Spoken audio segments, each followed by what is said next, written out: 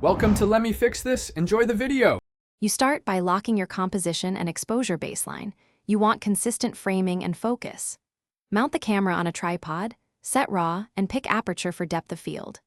Once done, enable exposure bracketing with 3/7 frames at 1/2 EV steps so you capture shadows to highlights. Make sure autofocus won't shift. Switch to manual focus and use mirror lock or an electronic shutter to avoid vibration. Now trigger the bracketed burst using a cable or remote to keep images aligned. You now focus on execution. Meter for midtones so the bracket spans both highlights and shadows evenly.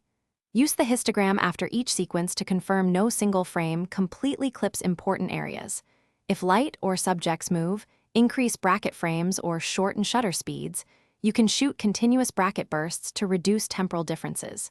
Make sure to review focus and parallax at 100%. Once satisfied, capture several bracketed sets from the same tripod position to give you options in post. You finish by importing the bracketed files into your HDR tool, choose frame alignment, and enable deghosting to handle moving elements. This prevents ghosted edges. Once merged, tone map with purpose. Recover highlight detail, lift shadows just enough to look natural, and preserve midtone contrast so the scene reads realistically. Export a 16-bit TIFF or high-quality JPEG for editing. If things go wrong, ghosting, halos, or alignment errors, revisit the source.